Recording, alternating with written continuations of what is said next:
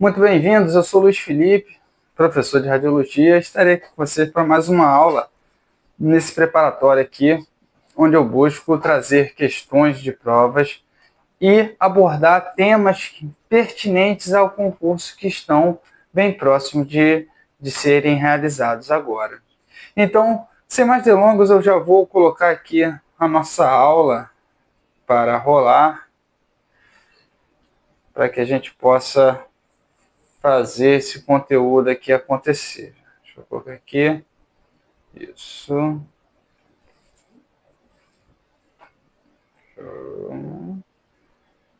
Vamos ver. Só falta colocar ele grandão. Fechar esse aqui.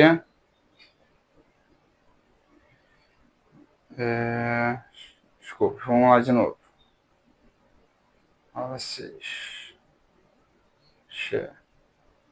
Show de bola. Então é isso. Eu sou o Luiz Felipe, estarei aqui com vocês para essa aula aí, nossa aula de número 6. Vamos lá.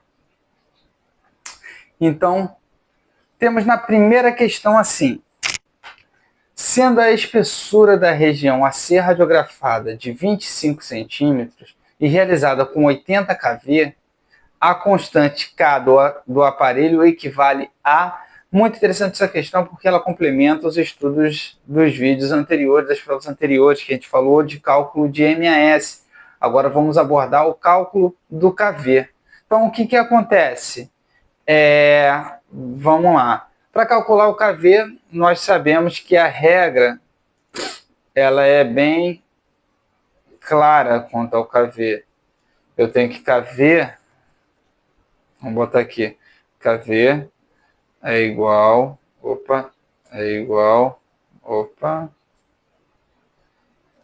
a 2 mais K. Então, se isso aqui acontece, ele me dá que 80 kV é igual... Quem é a minha espessura em centímetros? Minha espessura é o quê? 25. Então, vai ser 2 vezes 25 mais K. Certo? Vamos devagarinho.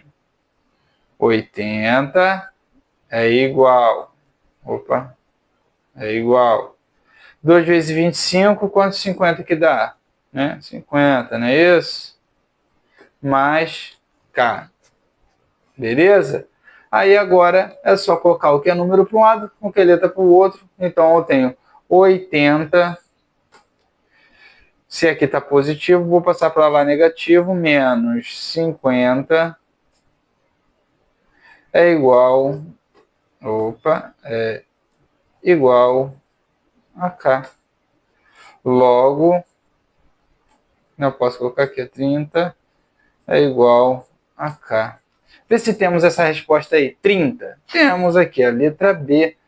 Como eu falei para vocês, essas questões que envolvem cálculos, elas são bem interessantes porque não tem muito o que se questionar. É fazer, aplicar a fórmula que vai dar certo. Entendeu? Ah, mas se eu não souber a fórmula, aí fica complicado, porque essa aí é uma das fórmulas mais básicas que a gente tem e mais utilizadas, né, para você fazer minimamente o cálculo do KV, né? É o que a gente precisa, né, do MAS do KV. Então, a resposta aqui é a letra B de bola, tá vendo? Letra B, 30, é a nossa constante do aparelho, tá certo? Como isso é cálculo, não tem como sair simplesmente chutando, né? O que você poderia pensar na piada do cipó, vamos viajar aqui nas ideias, de somar esses valores, né? Se fosse isso, ainda assim daria errado. 35 mais 25 daria o quê? 60, já não poderia ser. Se fosse multiplicado por 2, já passaria de 80, lembra? Então, já teria o quê? 85 aí se colocasse na regra do KV. A C está 40, 40 mais 25 dá 65. Se fosse 40 vezes 2 daria 85, daria muita coisa, 105, valores muito acima. Se você for testando os valores, você vai ver que isso vai funcionar para você. Ah, mas eu não sei. Ah, tá bom. Eu sei que é 2 vezes eu faço 2 vezes 50 mais quanto dá 80? Aí tu vai fazendo a conta. Poxa, vai ser bem simples. Beleza? Próxima questão. Deixa eu apagar aqui primeiro. Vamos para a próxima questão. Na segunda questão tem assim: a imagem formada em um filme radiográfico exposto aos raios-x, mas ainda não revelado, é caracterizada como? Olha só as imagens que tem. As opções: A, luminosa; B, aparente; C, branca; D, velada; ou E, latente. Então, quem a gente já está estudando isso já vai ver que a única opção que tem aí é uma imagem latente, uma imagem que foi criada, né, mas ainda não foi revelada. Então ela está ali no limbo, ela está esperando ser processada para se tornar uma imagem visível, que seria a outra opção que não tem nem aqui para confundir você o que é uma imagem latente, entendeu? Então, ou é a imagem visível ou é a imagem latente. Então, a resposta aqui é bem rápido, bem simples, né? Letra E. Porque todas as outras não fazem nenhum sentido nessa questão. Tranquilos? Bem, começamos devagar, a gente vai aquecendo os motores, né? Como a prova começa assim, o que ela vai induzir? Ela vai te induzir ao erro. Você está acertando, já acertou uma, acertou duas, muito fácil. Preste atenção em provas que comecem fácil. Elas tendem a ter umas pegadinhas lá para frente. Terceira questão. Temos assim, o diagnóstico diagnóstico prova de corte positiva ou prova de corte negativa é o resultado do exame contrastado. E aí sim, já começamos a pegar um pouquinho aqui já num assunto mais nichado, assim, vamos dizer, né, de conhecimento. Então, eu tenho cialografia. O que é cialografia? Cialografia é o estudo contrastado das glândulas salivares. Que glândulas são essas? Parótidas, as submandibulares e as sublinguais, né? Então, essas são as glândulas as glândulas salivares que vão ser estudadas aí na cialografia. E não tem nenhum teste para fazer cialografia. Simplesmente faz. Beleza? Então, vamos lá. E a B? A B está falando assim, colangiografia. Colangio seria do quê? Estudo contrastado da vesícula biliar. Tem um teste? Tem prova? Tem sim. Só que não é de cote, ou de côté, né? Que eu acho que tem um aí meio que francês. Metido a francês. Na colangiografia, você faz a prova de Boyden. O que seria a prova de Boyden? Seria um teste para ver o esvaziamento dessa vesícula biliar, né? Quando a gente começa a ingerir alimento, principalmente alimentos gordurosos, que é o que faz a prova de Boyden, você ingere alimentos gordurosos para que seu organismo comece a estimular a vesícula a secretar a bile para fazer a quebra desse alimento. Tá beleza? Então, ela é estimulada. Lembra que a gente também falou nas outras aulas, busca as aulas passadas aí, que a gente falou qual era a função da vesícula biliar. Então, ela tem a função de quê? De assim que estimulada pela alimentação, ela já tem produzir armazenada a bile ali, e ela só faz o quê? Estimula para contrair, para começar a quebra desse alimento, né? A catabolizar esse alimento e metabolizar, beleza? Dacriocistografia é o exame contrastado dos ductos lacrimais. Então, isso aqui não faz sentido, não tem nenhuma prova aqui. Tem a esterossalpingografia. Esterossalpingografia essa é a nossa resposta certa, tá vendo? Que a gente iria eliminando, a gente chegaria na istmo, mas eu nunca ouvi falar dessa prova de Koch. O que é isso?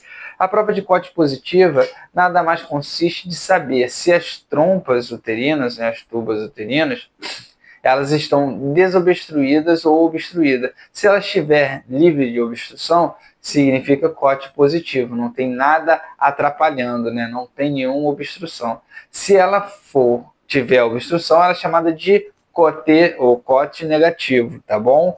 Então, é o exame para esterossalpingografia, que é o exame contrastado das tubas uterinas, tá certo? Ou a trompa de Falópio, vai ter várias formas de perguntar na prova que eles vão colocar para poder tentar te ludibriar. E a urografia, escritora intravenosa, não tem nenhum testezinho assim. Tranquilo? Vamos para a próxima questão. Questão número 4. Temos assim: no estudo dos seios paranasais, as incidências de rotina a serem realizadas são Vater, pô, beleza, Vater faz parte. Hirtz não faz parte, que é o submentovértice, não faz parte da rotina básica. Então, eu vou cortar tudo que está escrito Hirtz. Lembra como é que a gente falou para fazer a prova, né? Ainda está escrito errado, tá Hirtz. Ó, Hirtz. Tem mais Hirtz? Não, beleza. Vamos lá. Então já não pode ser a A nem a B. Beleza? Aí eu tenho a C. Caldwell. Beleza, o frontonaso. Vater, mentonaso. Perfil. Pô, legal. Essa aí atende às nossas expectativas. Vamos continuar só para questão de desencargo de consciência. Vater, beleza, mentonaso. Ferguson. Pô, é coluna. Ferguson é coluna sacral. Então, isso aqui não pode ser. Então, aqui não pode ser Ferguson e aqui não pode ser Ferguson. A gente poderia ter cortado o Ferguson desde aqui de cima. Tá vendo? E só sobraria a questão certa, que é a letra C. Ainda tem duas alternativas aí: Lichholm e Chaucer. Lichholm é para a órbita, é uma incidência de órbita, onde o raio central vai incidir, né, 20 graus lateralmente e podálico direcionado a cada órbita. Então, vou colocar um PA direcionado para a órbita aqui, 20 graus de inclinação, né, lateral e podálica. Beleza? E Chaucer é para mastoide, né? Eu tenho Chaucer 3 e Chaucer 4, que são os mais comuns de se pedir. Então, não tem nada a ver com o estudo paranasal. Então, a resposta que nós temos como certa é a resposta da letra C, C de certo. Beleza? Tranquilo? Questão só para analisar, né, que tipo de incidência que faz parte dessa rotina. Vamos limpar aqui e vamos para a próxima questão. Na questão número 5, nós temos assim: nas incidências oblíquas anteroposteriores ou póstero-anteriores da coluna cervical, a cabeça do paciente deverá estar na seguinte posição: em perfil, ou seja, se eu fiz uma oblíqua, eu vou ter que virar a cabeça aqui, eu estou girando o tronco. Então, esse perfil não pode ser, porque eu vou estar girando a vértebra, principalmente C1 e C2 ali, que ela faz aquela rotação em trocóide, né? Aquela articulação trocóide que a gente já viu que em outras aulas. Então, tudo que tiver perfil, eu já corto. Beleza? Aí aqui, oblíqua em hiperflexão e hiperextensão? Não, também não. Então vamos lá. Sobram duas alternativas. Estamos dentro do nosso princípio aí que a gente tinha falado, certo? Então temos aí alinhada com o corpo, beleza. Se eu girei, eu giro todo mundo junto, eu estou fazendo uma oblíqua. Quando a coluna estiver em oblíqua esquerda, e aqui alinhada com o corpo, quando a coluna estiver em oblíqua direita. Aí dá ruim. Porque, vamos lá, incidência oblíqua anterior. Essa é uma questão totalmente plausível de concurso. Por quê? De recurso, desculpa. Por quê? Porque ela pode ser, né, feita para os dois lados. Eu posso ficar para cá, ela vai acompanhar o corpo da mesma forma, se for para cá ou se for para cá, se for oblíqua à direita. Tanto a direita quanto a esquerda, elas seriam possíveis. Então, essa é uma questão que a gente marcaria assim, ó. Pau. Por quê? Ela cabe recurso. Então, quem marcou aí? Tanto a C quanto a D teria uma resposta correta. No caso, essa questão em si teria que ser anulada pela banca, em via de regra. Tá bom? Só deixa eu ver aqui se eu limpo aqui.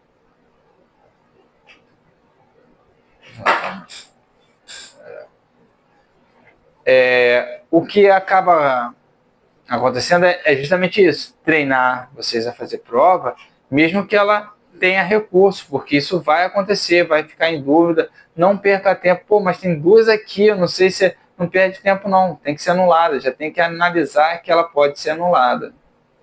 Beleza?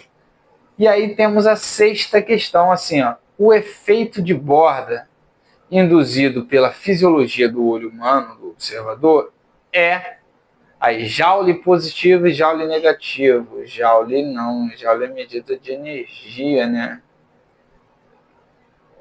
Opa, Ctrl Z, vou colocar outra corzinha aqui para poder ficar bonitinho. Vamos lá. Então, Joule, não, né?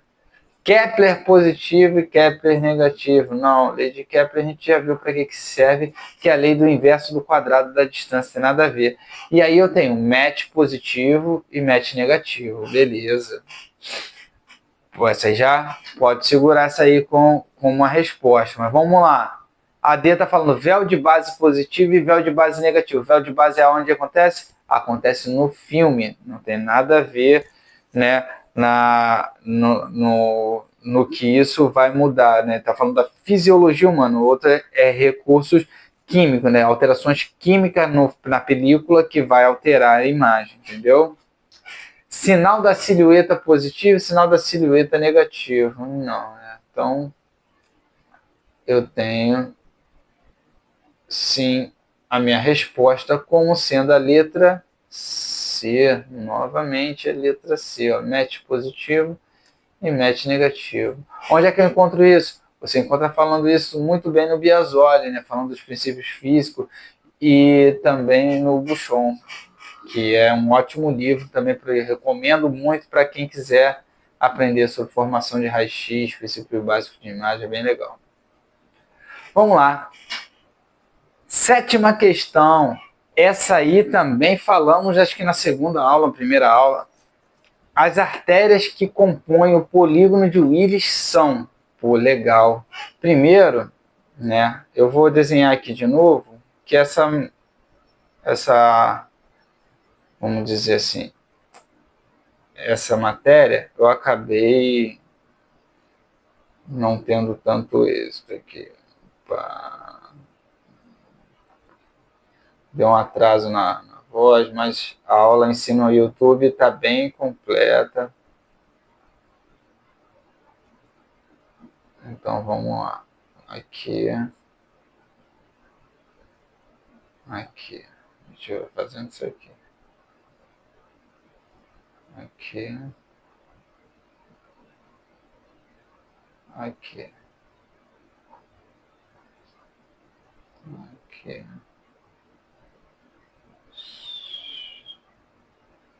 Rapidinho, isso aqui é coisa mole.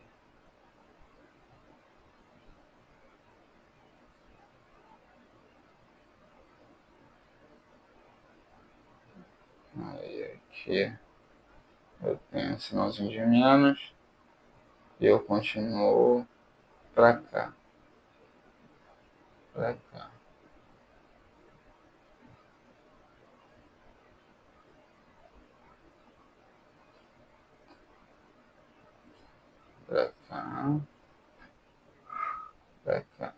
Opa. Tá. Deixa eu descer esse cara aqui. Pra cá.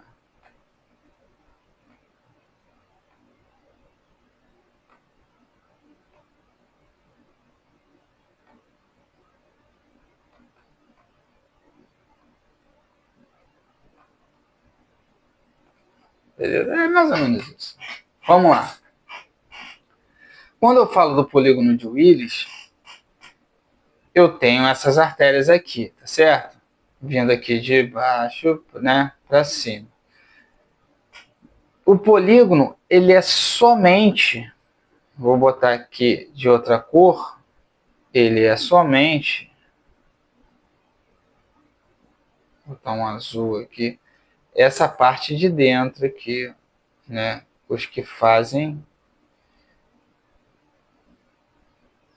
realmente esse polígono aí, ou quase isso, né, pelo desenho.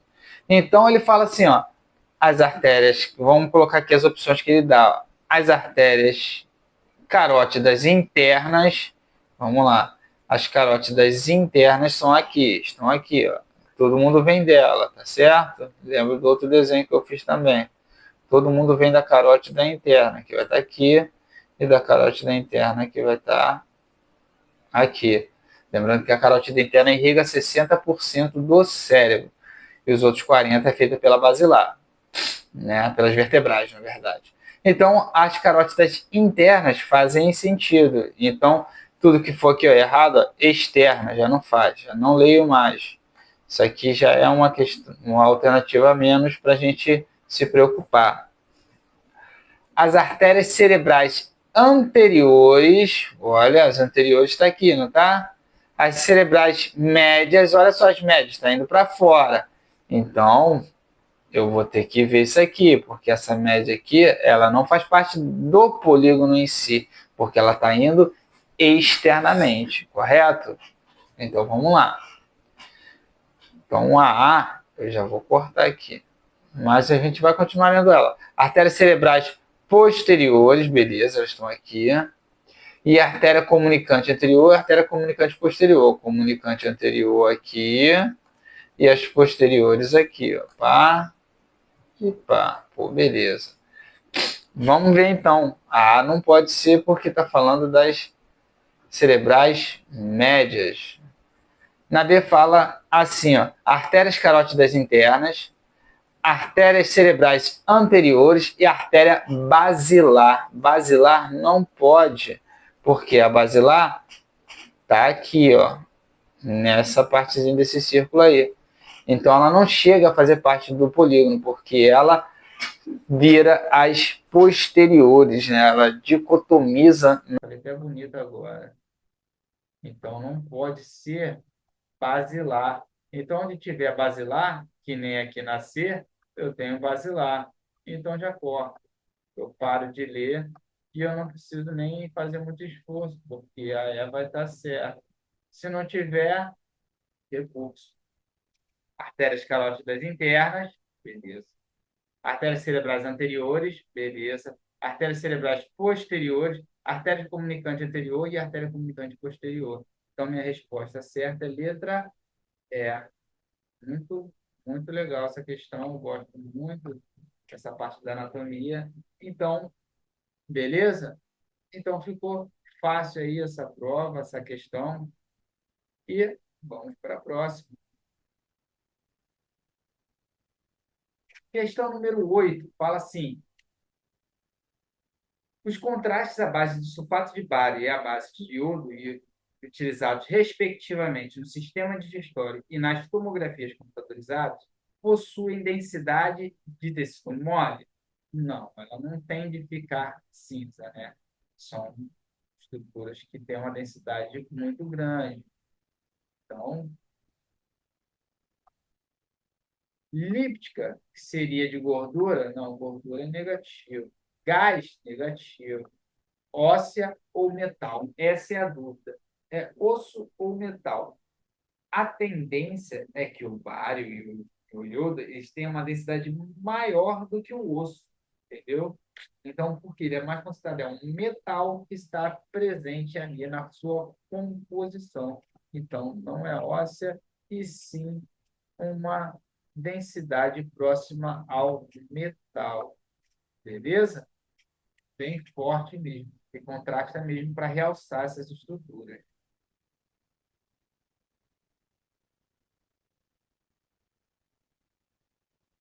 Questão número 9 temos assim, ó, no estudo de traumatismo de arco costal anterior esquerdo, deve-se realizar a oblíqua do tipo, aí tá aí, ó. A apilordótica, não, o método de Fleischner é utilizado para avaliar a tuberculose secundária nos ápices pulmonares. Então, não pode ser. Oblíqua antero-posterior, ou seja, isso aí é uma nomenclatura muito escrota do homem, mas vamos lá. Antero-posterior direita é um AP em que meu lado direito está encostado, né? Então, minha parte posterior estaria encostada. Isso basicamente seria uma oblíqua posterior numa projeção AP, certo? Uma oblíqua posterior direita, uma projeção AP.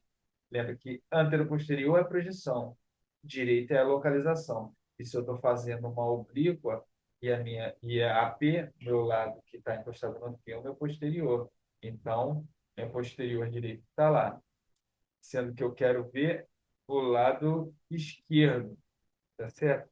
Quando eu faço as oblíquas posteriores, eu acompanho o lado da lesão, entendeu? Se eu estou fazendo o lado esquerdo, minha oblíqua posterior teria que ser esquerda. Aí eu tenho póstero anterior, né, que é só o PA, póstero anterior direita e antero posterior esquerda. Então, vamos lá. Aqui, como eu falei, antero posterior,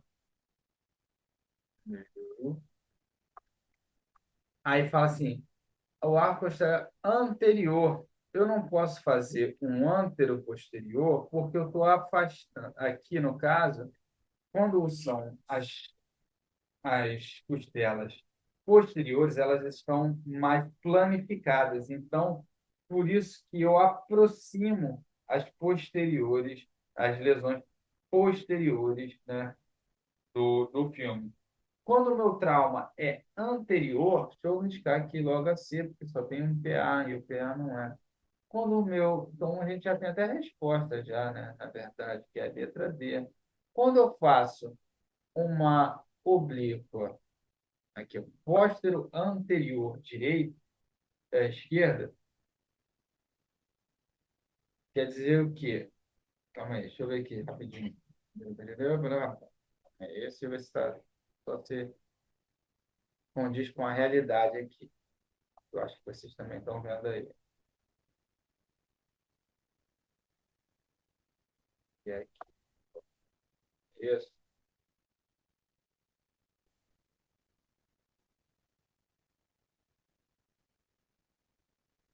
Isso aí. Cadê o.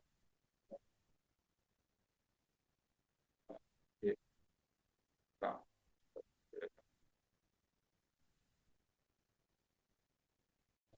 Vou voltar aqui. Aqui. Aqui está póstero anterior direita, não é isso? A C. Vou tirar esse cara aqui. Calma. Aí. Póstero anterior. Opa, volta aqui. Póstero anterior direita.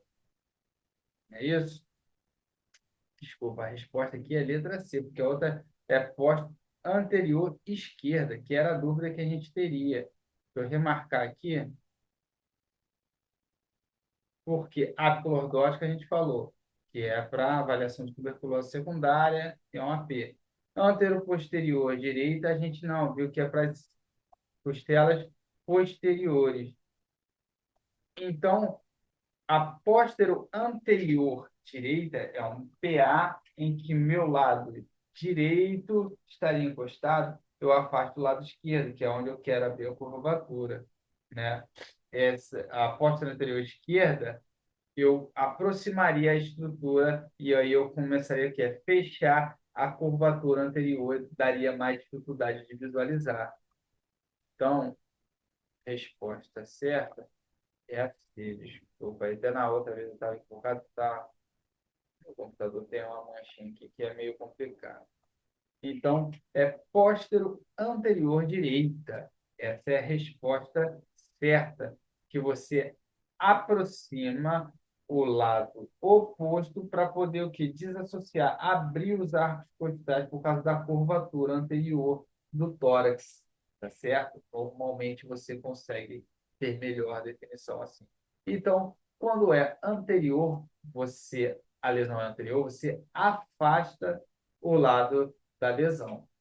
Quando é uma lesão posterior, você aproxima, tá certo? Vamos lá. Deixa eu ver se está pegando o áudio aqui.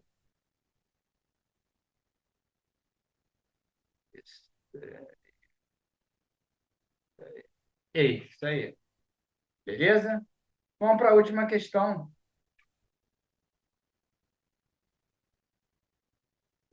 que temos assim, ó. É...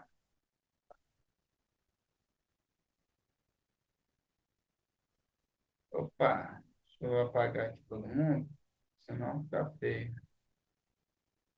No estudo de pequeno pneumotórax, deve-se realizar as seguintes incidências: PA de tórax, perfil esquerdo e perfil direito. Vamos lá. PA de tórax está na rotina, beleza. Agora, perfil esquerdo está na rotina. Perfil direito não vai mudar nada no nosso diagnóstico para isso, beleza? Então, a não pode ser. E olha a ver como é que fala. PA de tórax, legal. Em inspiração, em expiração e o perfil. Pô, legal. Isso aí ficou legal. Vamos lá. A outra fala, PA de tórax em inspiração e expiração e perfil em inspiração e expiração. Ficou mais completa ainda. Na D eu tenho AP de tórax, já começou errado. AP de tórax, começou errado. Então, essas duas aqui eu já corto. E aí eu vejo qual deles eu vou ter melhor definição. Quando eu fizer a rotina mais completa, né? O PA de tórax em inspiração e expiração, tá certo? Eu preciso disso porque quando eu fizer a expiração, que eu assoprei todo o ar, se ficar alguma concentração de ar no pulmão, já caracteriza o seu pneumotórax, beleza? Aí fala, eu faço o perfil também em inspiração e expiração, normalmente fala assim, pô, estaria mais completo, né? Mas não faria porque eles já se sobrepõem. Então, na rotina, a gente tem esse exame feito apenas por PA em inspiração e expiração. Então, por causa da sobreposição, não ia te definir quem é quem. Entendeu? O próprio PA já definiria qual lado que está com concentração de ar ou não. Beleza? Então é isso. Terminamos por aqui. Espero que tenham gostado dessa aula, né? Nós vamos continuar fazendo os vídeos e segue aí, compartilhe, indique para os amigos, para que a gente possa